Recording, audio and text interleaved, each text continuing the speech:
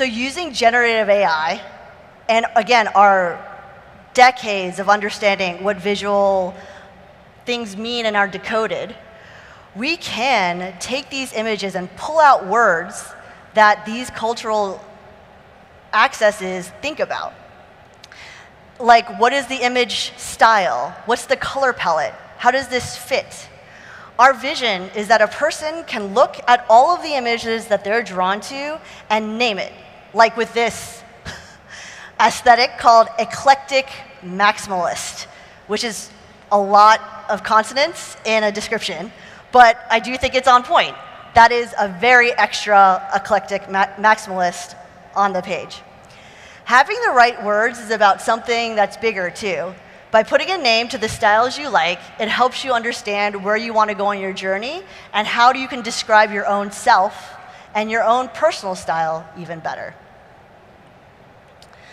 People want to see themselves in the results as well. So we know we can't just help you voice what you're trying to look for. We want to show you in some of these results. Because once you know your tastes, you still need to evaluate on whether or not this object not only speaks about your tastes, but does it fit you?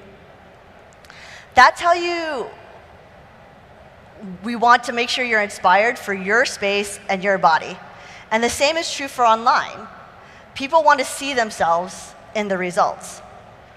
So we've increased representative, inclusive AI. This is one of the many examples. We have already seen, we have this as one of our inclusive features, which is body type ranges. We have already seen that people using our body type ranges, which will help customize the results that they see with more people in the shapes that they want to see or are more like what they would like to shop for, has increased engagement by 66%. That shows that personalization does bring a lot of results. And soon, we're going to be introducing even more filters and refinements so you can personalize your search results. The personalizations will be based on things like occasion, the texture that you want, or even what kind of color palette that you want to see. The possibilities are endless, but we're trying to make sure we're bringing the right, most relevant things to people at the right time. So we're really setting a new standard for visual search by providing more paths and more personalizations for people. And this isn't in this distant future. This is things that we want to happen today. And we believe this is the type of shopping and internet experience that is inclusive, that people do deserve today. But no matter how much work we do, there's nothing that we can do to help consumers discover your products if we actually don't have your products on our platform. So the first step to get started all the time is we love to encourage people to start uploading your product catalog. Start letting us know what products you have on Pinterest so we can start sending people and showing these to people so that they can curate their own experiences and their own branded searches. Our product catalog experience is slightly different because we've always been visual first. So we do ask for a lot of image, metadata, et cetera, but it is to all fuel the visual search future that we're building together. This is a simple and free, it's free, I'm telling you, for you to hopefully expand and broaden your reach. So really, why not? And you could take it even further by then promoting your products with ads. So this is a brand that we've been working with quite in depth. This is a Brazilian cosmetics brand, Natura, who I'm sure you already know very well, and they're seeing very impressive results on the Pinterest platform. We can take a little bit look at the beautiful work that they've done on Pinterest. To promote its products, Natura really aimed for more than just visually appealing campaigns. The brand wanted to drive meaningful connections, and as a bonus, obviously there was business involved, they wanted to increase their order value with new customers, which is all something we always want to do. So the brand created a full funnel strategy and ran several campaigns in different stages of the buying journey in an always-on perspective. And really the work is just beautiful and really worked well on our platform.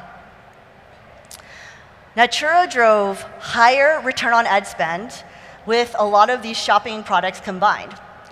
So they used our shopping catalogs, and they used an optimization solution called Pinterest Performance Plus, plus some of our CPC shopping products to come together and drive much higher value.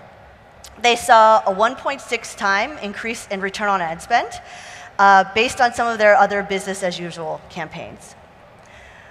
They also took a lot of advantage of our automation features, which I mentioned before, called Pinterest Performance Plus. Now, what is Pinterest Performance Plus? It is, well, it has a plus in it, so it's got to be an AI automation-driven feature, right? Sorry, that's just ad tech humor. Probably is not the best. Apologies. So Pinterest Performance Plus is another way of investing in automation and AI on our platform. It is the simplest, if you add this to your campaigns, it is an automation and performance improvement optimization setting. It is the simplest way to get in front of your right customers at the right time. Advertisers who use Pinterest Plus with their existing campaign setups saw a 20% improvement on CPA attainment versus business as usual campaigns. So this is great. So we're doing a lot of things very similar to a lot of ad platforms out there, right? We're using AI for automation. We're building a unique consumer platform and vision. But when it comes to advertising, we know at Pinterest it's not just about the campaigns and ad setup. We really think it should go beyond that. And this is the result of platforms just building for optimization and getting to the transaction. As the online world optimized for transactions, we kind of killed the joy of shopping. And you know, I've been in tech for a while, so I'm just as guilty in a lot of ways. And we know that there's countless ways that you're looking for your products that you need on the internet, and we're just so concerned with getting to the transaction. But in a lot of ways, the internet has killed the joy of discovery, the joy of finding things, the joy of going on a convoluted journey and finding the things that inspire you and drive that personality of who you are. So even though we may have killed the joy of shopping, at Pinterest, we want to bring it back. We really do. And we're bringing it back because we know that it matters that someone has a positive experience when they're going through an app. It's so easy to like turn your mind off and doom scroll, but at Pinterest, we are trying really hard to create something very different. But we didn't want to just say we're doing that. We wanted a little bit of proof.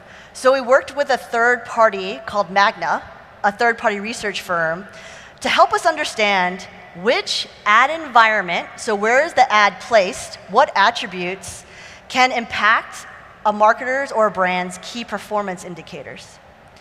They found that the exact same ad performed better on a platform where the user had a positive experience than an ad on a platform where they didn't. The fact that it was twice as interesting, twice as trustworthy, and they even saw 1.5x more likability with that ad was also something that they measured. Again, this is the same ad placed on one platform versus the other. Not only did people's perception of the brands improve on the positive environment, the study found that the positively viewed platform was 95% more impactful in driving purchase intent compared to platforms viewed as non-positive. And when you think about it, to me, this makes total sense, right? Think about when you went shopping, right? When you went, and how much time you spent either on your shop or the website so that your users have a positive experience on that site because you know what impacts your business if that's a positive experience. I, for one, if I go into a store and have a positive experience, I actually just want to buy more because I want to give more to the place that has given me positive interactions.